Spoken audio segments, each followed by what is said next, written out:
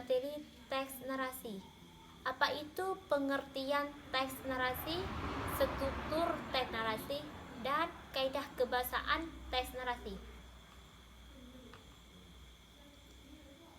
Pengertian teks narasi adalah bacaan berupa karangan yang menceritakan atau menjelaskan suatu peristiwa secara detail berdasarkan urutan waktu. Dalam teks narasi, cerita atau karangan yang dibuat bisa berupa kejadian yang benar terjadi atau bisa juga hanya berupa imajinasi.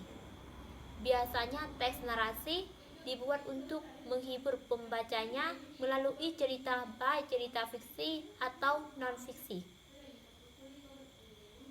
Dan selanjutnya struktur teks narasi. Yang pertama, orientasi. Pada teks narasi berisi pengenalan tokoh, setting, latar tempat, latar cerita, latar waktu, dan berbagai komponen awal pengenal cerita lainnya. Bagian parakaf-parakaf ini menjadi urutan pertama dalam cerita. Sebagai awal dari cerita, perlu disampaikan dengan cara yang sangat menarik. Tujuannya agar pembaca tertarik membaca isi keseluruhan bacaan. Yang kedua, komplikasi. Dalam bacaan memuat problem atau pokok persoalan yang ada dalam cerita. Konflik mulai bermunculan dan jalan cerita akan dimulai pada bagian ini. Bagian ini bisa dimulai dengan pengenalan konflik. Selanjutnya, diteruskan dengan konflik yang lebih kompleks. Dan yang ketiga, resolusi. Memuat jalan keluar atau pemecahan konflik yang diceritakan pada bagian komplikasi. Bagian ini menceritakan kejadian yang hampir terakhir. Dan terakhir, 4 koda. Merupakan bagian dari akhir karangan atau cerita. Bagian akhir atau ending dapat berupa cerita sedih atau bahagia. Dan selanjutnya, kaidah kebahasaan teks narasi.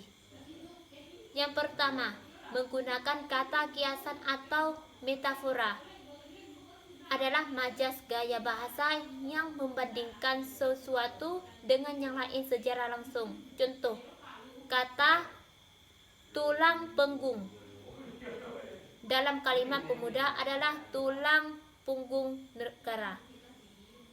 Engkau belahan jantung, hatiku sayang.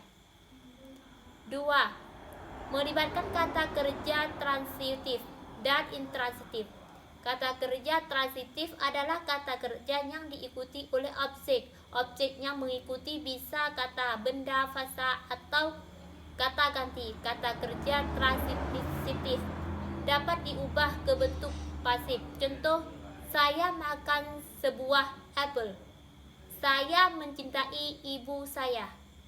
Dan yang ketiga, kata kerja intransitif adalah kata kerja yang tidak membutuhkan objek sebagai pelengkap kalimat, tidak seperti kata kerja transitif.